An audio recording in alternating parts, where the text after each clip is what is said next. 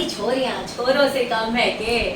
नमस्कार प्रणाम, radio city 91.1 FM से मैं हूँ आरजे बरखौर। हम जिनके बगल में आज बैठे हैं बड़ा प्राउड फील हो रहा है कसम से, मतलब ऐसे कॉलर नीचे करके बैठ रही हूँ मैं, क्योंकि हमारे साथ है कॉमनवेल्थ गेम्स की गोल्ड मेडलिस्ट, अर्जुन अवार्ड से सम्मानित माननीय विधायक, इंटरनेशनल शूटर, इतने सारे मतलब इंट्रोडक्शन है मुझे तो याद करना पड़ा।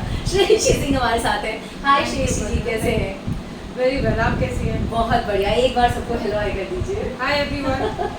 अच्छा, शुरुआत करते हैं मैम, क्योंकि आप इंटरनेशनल शूटर भी रहे हैं और अभी पॉलिटिक्स में भी मैम की एंट्री है। सो अभी जो मीराबाई चानू जी ने जो सिल्वर मेडल जीता है, so definitely Barkha as a girl I think सबसे ज़्यादा खुशी हुई है कि इस बार जो इंडिया मेडल टैली है वो एक महिला ने उसकी शुरुआत की है।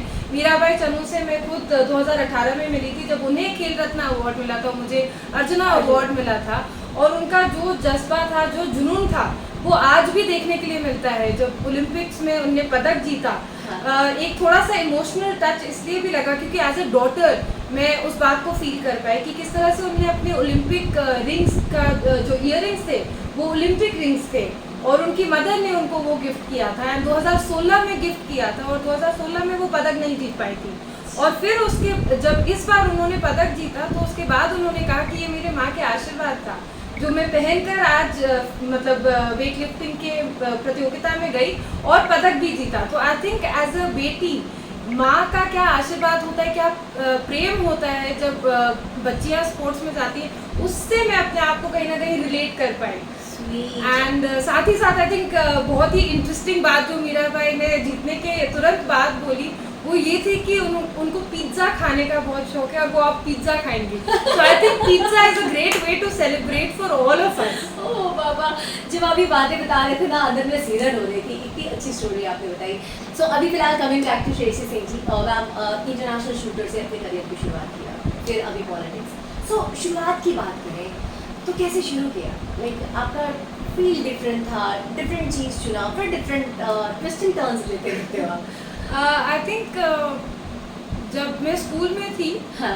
तब जितना मन मेरा क्लासरूम में लगता था उससे कुछ ज़्यादा मन मेरा क्लासरूम के बाहर खेल के मैदान में लगता था। Okay. So at heart I was always a sports person. I was a lawn tennis player and in fact मैं अपने स्पोर्ट्स की जूनियर एंड सीनियर दोनों की स्पोर्ट्स कैप्टन भी थी स्कूल में।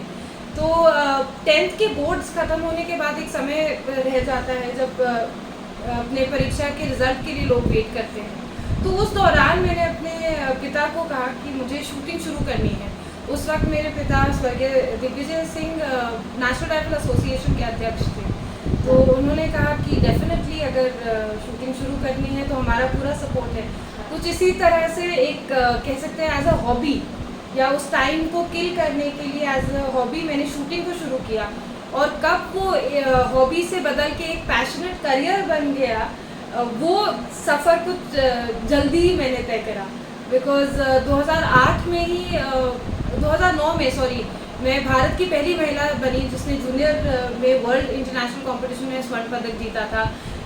National record and international record दोनों इंडिया के लिए बनाया था। तो आई थिंक उसके बाद कहीं ना कहीं एक शूटिंग को एक प्राइमरी करियर के तरह मैं लेने लगी and that's the time that I decided that I want to be a shooter by profession. Girl मतलब बड़ा ही डिफरेंट आप धमाके करते रहते हो, पहले तो शूटिंग, उसके बाद पॉलिटिक्स। एक बार फिर हम ओलंपिक्स की ओर जाना चाहेंगे मैम। इस बार कोविड के कारण बहुत सारे रूल्स चेंज हुए हैं। सो अभी इस बार को लेकर क्या उम्मीदें हैं आपको, हमारे जो भारतीय ओलंपिक दल है?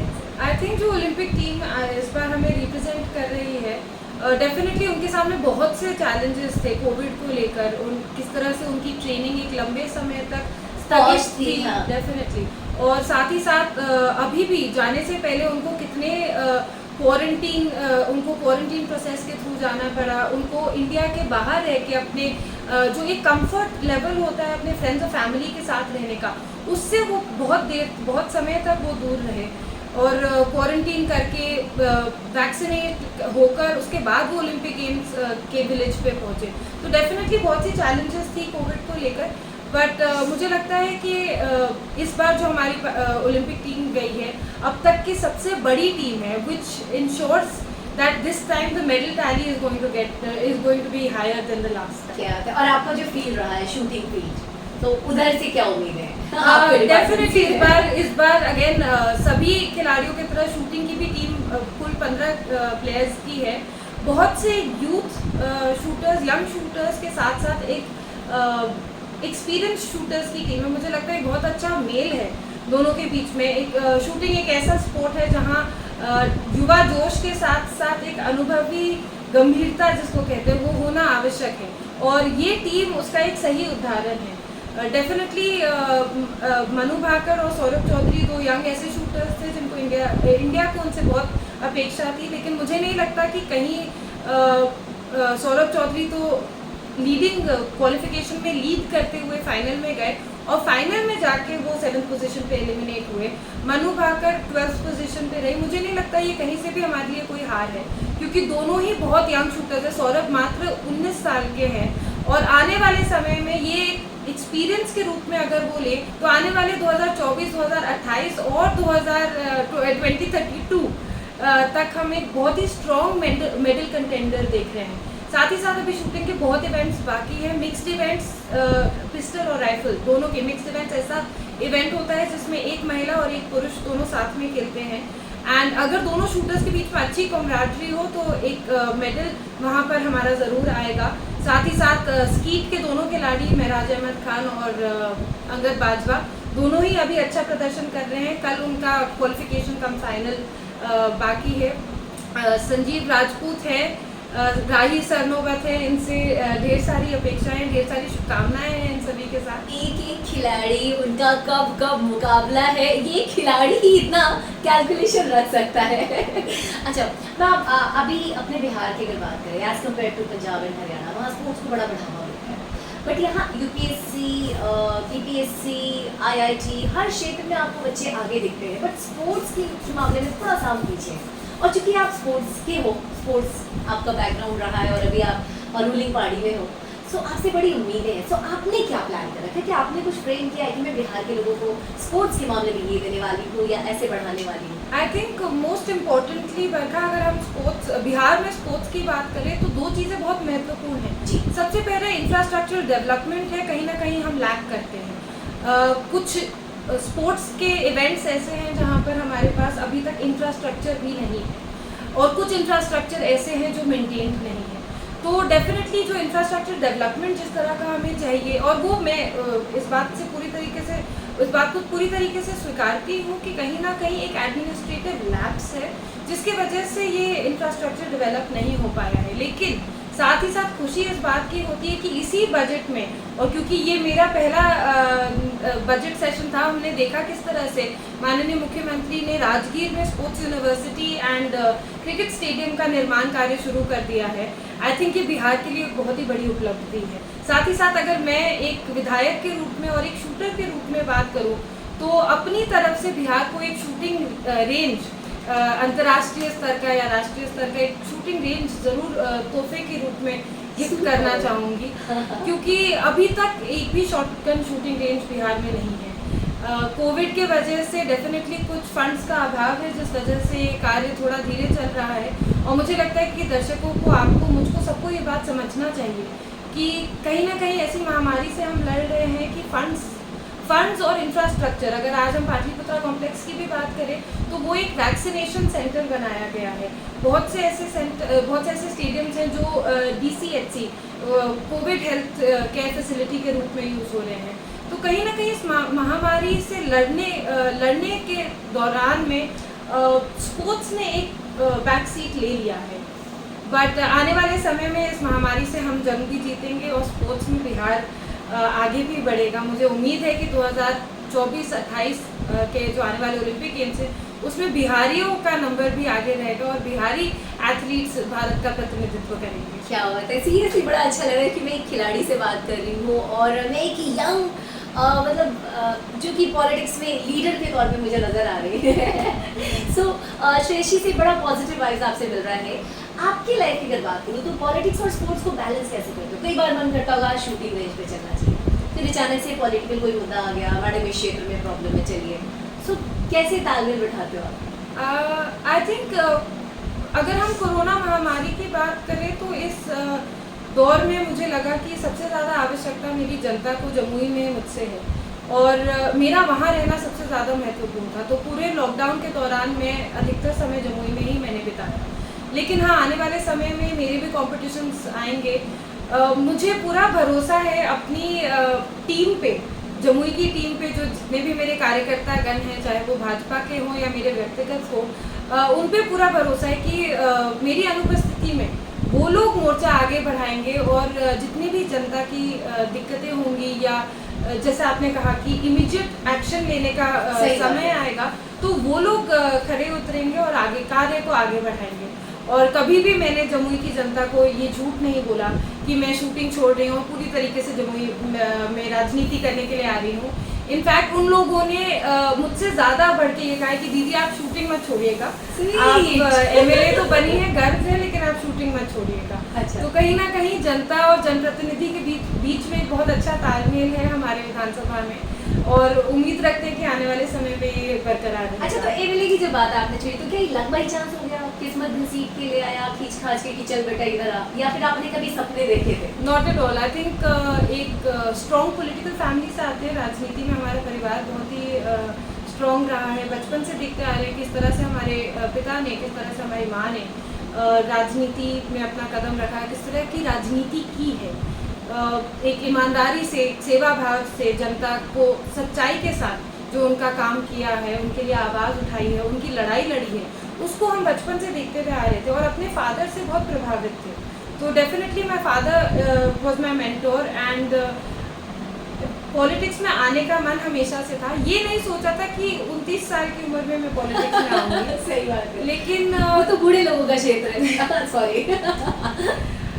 लेकिन जब 2020 में जब पहला लॉकडाउन, पहले बार हम लॉकडाउन में थे, तब आई थिंक सबकी तरह हम भी सोशल मीडिया पे बहुत एक्टिव हुए, और व्हाट्सएप के, not WhatsApp but definitely Facebook, Instagram live के माध्यम से लोगों से कनेक्ट करने का मौका मिला। उनकी लोकल प्रॉब्लम्स को सुनने का, सवाल थे उनके मन में इतने सारे, उनसे बातचीत करने का मौका मिला।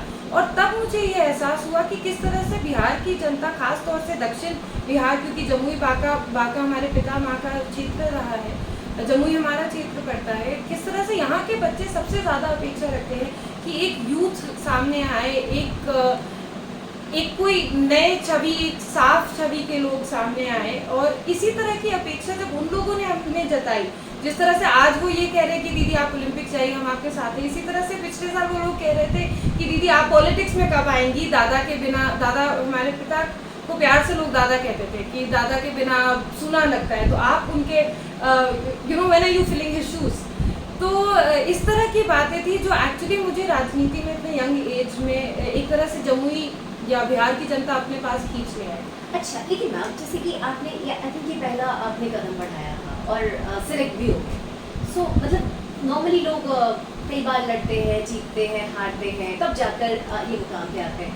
सो ये क्रेडिट आप किसको दोगे? क्या मम्मी पापा जी का पूरा बैकग्राउंड है, उनका सारा कुछ रचा कि चलो भाई विश्वास जीती हुई है लड़की, या फिर कैसे आपने अपने आप को साबित किया कि मैं आपके लिए राइट पर्सन हूँ? नहीं, देखिए एक्चुअली मैंने हमेशा, because I am sports person, तो ये कहीं ना कहीं से ये जवाब वहाँ से जुड़ा हुआ है। जब भी मैंने स्पोर्ट्स में कोई काम किया, कोई पदक हासिल किया, या आज राजनीति में एमएलए का चुनाव जीता, दोनों ही वक्त मुझे लगता है कि एक मजबूत टीम मेरे साथ थी। तो चाहे वो मेरे माँ का आशीर्वाद हो या मेरी ओल्डर सिस्टर का गाइडेंस हो, साथ ही साथ जिन कार्यकर्ता भाइयों बहनों की मैं बात कर रही थी, उनका मेरे साथ में मूवमेंट हो, मेरे नहीं रहने पे लोगों के बीच में, समाज के बीच में वो किस तरह की मेरी बातचीत को जनता के बीच में किस तरह से रखते, वो सबसे ज़्यादा महत्वपूर्ण था। एंड आई थिंक जब ये सभी चीज़ें एक साथ आती हैं तो विजय आपको हासिल होती है, चाहे वो राजनीति के क्षेत्र में हो, चाहे या कोई भी क्षेत्र। सबसे बड़ी बात कि जिन लोगों का सपोर्ट रहा है, मैम ने इस इंटरव्यू के बीच में कई दफ़े अपने कार्यकर्ताओं का नाम लिया, तो अगर उनके सपोर्ट से हम आगे बढ़े और उनको क्रेडिट देंगे तो ये आपको एक सक्सेसफुल लीडर बनाता है। सो ये बहुत बड़ी बात है। सो मैं बाकी लड़कियों के लिए भी पूछना चाहूँगी कि लाइक वो अगर पॉलिटिक्स भी एक ऐसा क्षेत्र है जहाँ लोग कम आना चाहते हैं, लड़कियाँ क्या बॉयज़ तक भी नहीं सोचते कि आने के लिए, बट इधर यूथ्स की ज़रूरत है, बहुत आपकी जैसे यूथ्स की और बहुत सारी यूथ्स की ज़रूरत है। सो आप इस पे क्या कहना चाहोगे? लोग हड़कते हैं इधर आने से कि नहीं, बहुत पॉलिटिक्स है, मैंने पॉलिटिक्स में पॉलिटिक्स है।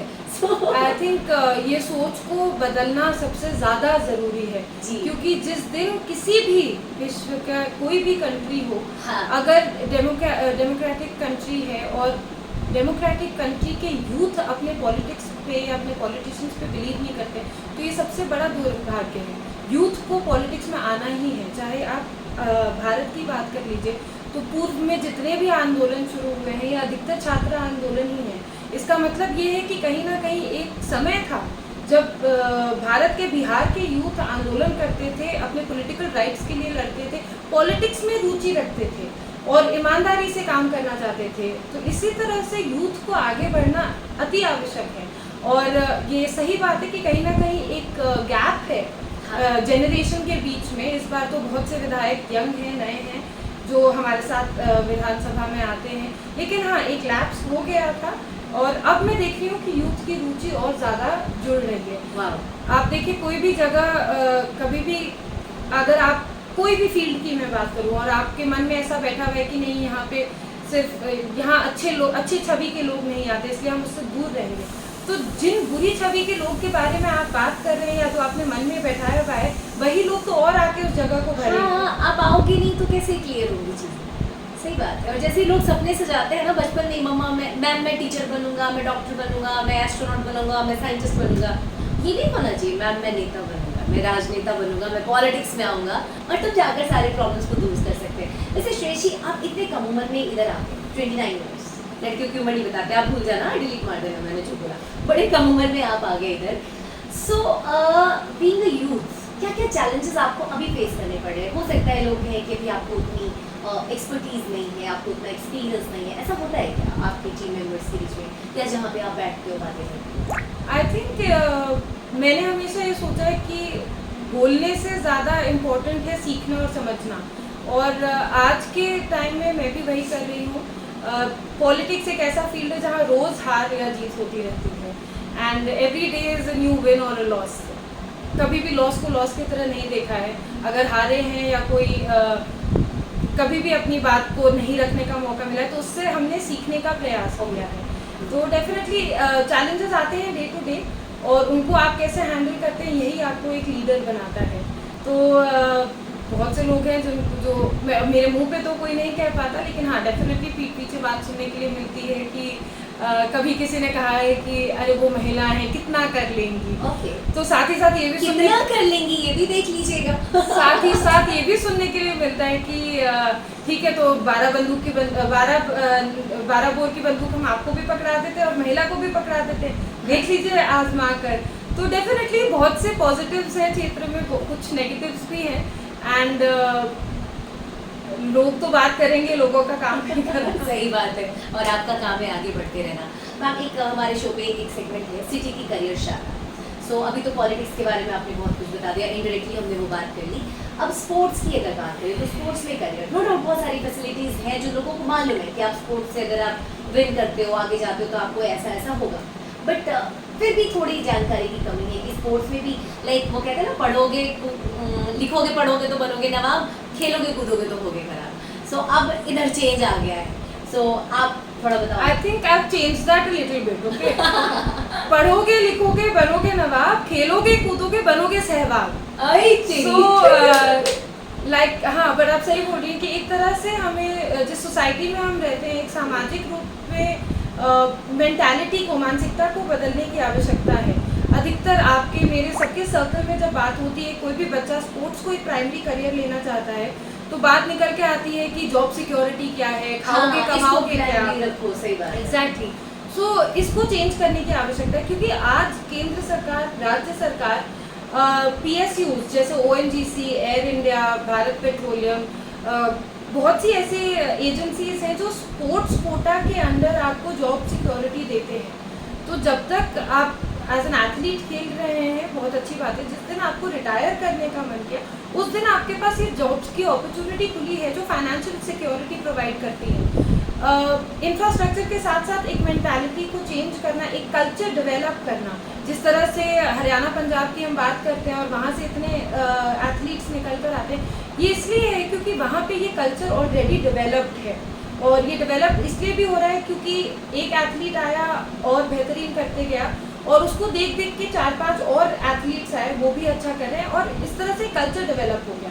ये बिहार में अभी करना बाकी है, इसमें हम चूक रहे हैं, बट इन्होंने शुरुआत तो कर दी है। But I am gonna stop you there and मैं एक बार सब लोगों को ये बताना चाहूँगी कि मैं अपने 12 साल 13 साल का मेरा करियर रहा है स्पोर्ट्स का, अगर हम बात करें तो, और मैंने देखा है कि किस तरह से पॉलिसी लेवल पे चेंजेस आ रही हैं। जो खेल सम्मान समारोह मैं 2014 में राष्ट्रमंडल खेल में रजत पदक जीत कर आई थी वापस, और वो खेल सम्मान समारोह बिहार को आयोजित करने में काफ़ी लंबा समय लग गया था। लेकिन 2018 में जब मैं गोल्ड मेडल जीतकर राष्ट्रमंडल खेलों से वापस आई, तो वो खेल सम्मान समारोह तब तक एक रूटीन वर्क बन गया था जो हर साल होता है। एंड इस साल भी इनफैक्ट वो आयोजित हो रहा है। तो डेफिनेटली कुछ पॉलिसी चेंजेस ऐसी हैं जो मैंने अपने करियर में देखी हैं और ये एक पॉजिटिव चेंज है। So slowly and gradually but definitely on the right track. क्या बात है। सो दो छोटे छोटे से क्वेश्चन हैं। श्रेयसी, आप एक कह सकते हैं आप सेलिब्रिटी हो, आप राजनेता वाली सेलिब्रिटी हो, आप इंटरनेशनल शूटर हो, आप पॉलिटिक्स में हो, आप यूथ्स के लिए आइकॉन हो। सो बाकी लोगों की तरह नॉर्मल लाइफस्टाइल लीड करने में थोड़ी तो प्रॉब्लम होती है। आप ऐसे स्कूटी उठा के नहीं निकल सकते, जहाँ तहाँ पानी पूरी नहीं खा सकते, प्रॉपर रूल्स एंड रेगुलेशन होते हैं, एकदम डिसेंट लड़की बन के रहना है। सो आपने क्या क्या चीज़ें मिस करते हो आप, जो एक नॉर्मल इंसान से आपको डिफरेंट बनाती हैं, या लगता है अरे काश ये नहीं, आई डोंट थिंक अपने आप को एक मनगढ़ंत सेलिब्रिटी स्टेटस दे देना चाहिए। हाँ, डेफिनेटली पब्लिक फिगर हूँ, एक्सेप्ट करती हूँ इस बात को कि कहीं भी जब भी लोगों के बीच में जाऊँगी तो लोग एक पब्लिक फिगर के रूप में ही मुझे देखेंगे। और मैडम आप गुपचुप काहे खाने आगे बता देते, हम घर ही पहुँचा देते। एक नॉर्म बना हुआ है जिसके अंडर ही आपको मेंटेन करना पड़ता है। बट जैसा आपने कहा, मुझे लगता है कि अगर मैं कहीं गोलगप्पा या गुपचुप खाने चली भी गई तो वो लोग तो बहुत खुश होंगे कि आप हमारे पास आई, दीदी, मैडम या जो भी कहेंगे, और वो लोग बहुत प्रेम से खिलाएंगे। हो सकता है कि मुझसे पैसे नहीं ले, तो वो एक एडवांटेज मुझे मिल सकता है। अरे बाप रे, ये लड़कियों में बड़ा कमाल का चीज़ है, मतलब 10 रुपये बच गए बहुत खुश। किफायती होना चाहिए आदमी को। So sweet. But definitely I think social, एक जो human is a social animal, तो जो लाइक आप लोग मतलब नॉर्मली मैंने देखा है सिविलियंस अपने फ्रेंड्स के साथ, फैमिली के साथ काफ़ी टाइम स्पेंड कर पाते हैं। तो but as a sports person also and as a politician also today, मुझे लगता है कि एक जो सोशल लाइफ थी उसको मैं कहीं ना कहीं मिस करती हूँ स्पोर्ट्स के वजह से। और आज राजनीति के वजह से बहुत सा समय ऐसा आता है जब मैं अपने घर परिवार के किसी कार्यक्रम में नहीं शामिल हो पाती हूँ, चाहे वो भाई बहनों की शादी हो या फ्रेंड्स वेडिंग हो या कैजुअल डिनर्स हो, पार्टीज़ हो, इन सब को मैं कहीं ना कहीं या तो समय नहीं मिलता है या तो अवॉइड करना पड़ जाता है। तो एक सोशल लाइफ है जिसको मैं मिस करती हूँ। बट मैं कोशिश करती हूँ कि जो भी थोड़ा बहुत फ्री समय मिला वो अपने परिवार और दोस्तों के साथ जरूर निकालूँ। क्या बात है। अच्छा श्रेयसी, जैसे आप एक ऐसी लड़की हो ना जो हर लड़का चाहेगा यार, मतलब अगर ये मेरी जीवन साथी बन जाए तो I would be the luckiest person in this world. आपने कुछ प्लान कर रखा है कि आप में ये क्वालिटीज होनी चाहिए तभी आप इधर को अप्रोच कर सकते हो, या कुछ भी लाइक कैसा होगा आपका ओ मेरे सपनों के सौदागर? नहीं, I think I am leading a very successful and a significant life. I think वो सबसे ज़्यादा इम्पोर्टेंट है मेरे लिए। सक्सेस के साथ साथ आप सिग्निफिकेंट कैसे बनते हैं किसी भी फील्ड में, चाहे एज अ स्पोर्ट्स पर्सन और एज अ पॉलिटिशियन। एंड अभी मैं अपनी life as a successful and significant person बिताना चाहती हूँ। तो जो सवाल आपका है उसमें मैंने ज़्यादा ध्यान नहीं दिया है, बिकॉज एज एन बहुत से लोग हैं जिनको लगता है कि लड़कियाँ विदाउट अ मैन सेटल नहीं हो सकती या इनकम्प्लीट रहती हैं। मैं डेफिनेटली इस मानसिकता का विरोध करती हूँ और मुझे नहीं लगता that I need a man to complete my life. चलो तो अगर 3-4 साल बाद या 2-3 साल बाद जब मैम का मन पलटता है तब तक आपके पास टाइम है, तैयारी कर लो, अच्छे से अपने आप को जेंटलमैन की तरह ग्रूम कर लो, ताकि जब रिंग विंग लेके प्रपोज करने आओ तो कोई दिक्कत परेशानी ना हो। श्रेयसी जी क्या कहना चाहेंगे सारे लोगों को? आपकी स्माइल बड़ी अच्छी है। Thank you.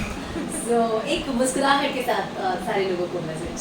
आई थिंक सबसे पहले मैं आप सब लोगों से आग्रह करूंगी कि प्लीज़ मास्क पहनिए और सोशल डिस्टेंसिंग का पालन कीजिए, बिकॉज अभी भी ये जंग हमें जीतनी बाकी है। साथ ही साथ सब दर्शकों को धन्यवाद दूंगी कि आप लोगों ने हमें देखा सुना। जमुई की जनता को एक बार फिर से धन्यवाद दूंगी कि उन लोगों ने मुझे इतने सारे वोट देकर, आशीर्वाद देकर विधानसभा में उनके लिए लड़ने का, आवाज़ उठाने का मौका दिया। साथ ही साथ I am grateful to God for a very lovely family and friends.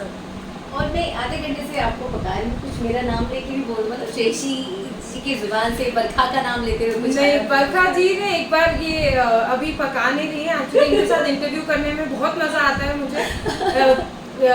2018 में भी जब मैं अर्जुना अवार्ड जीत कर आई थी, सीरियसली उसके बाद भी बरखा जी ने मेरा इंटरव्यू मैं लिया आपको था। बता दूं, उस समय की बात, मुझे चैलेंज किया गया था, दम है ना तो श्रेयसी सिंह जी का इंटरव्यू करके दिखाओ। बोलो भाई बड़ा चैलेंजिंग टास्क मिल गया, क्या करें क्या ना करें। एंड जब मैंने मैम से बात करी without any tantrum, without any मतलब वो सोचा कि भाई अभी मैं बहुत व्यस्त हूँ, बाद में बात करना, ये वो, एकदम रात में मेरी बात हुई और अगले दिन एकदम पक्का ऑन टाइम ये हमारे स्टूडियो में रही। और उस समय जो मेरे पीडी थे बोले बरखा कैसे हो गया? सो बड़ा ही इंटरेस्टिंग रहा। हाँ आप तारीफ करेंगे। आई थिंक बरखा इतने टैलेंटेड आप होते हैं कि आपकी तारीफ मैं क्या करूँगी, लोग आपको देख ही रहे, इतने सारे मिलियन व्यूज एंड फॉलोअर्स हैं आपके। Okay ma'am, thank you so much. So बड़ा ही स्पेशली मुलाकात रहा है, बड़ी स्पेशल। और मैम आपको ऑल दी बेस्ट। जिस तरीके से आपने स्पोर्ट्स में, पॉलिटिक्स में, हर जगह आप एक हीरो की तरह सामने आए।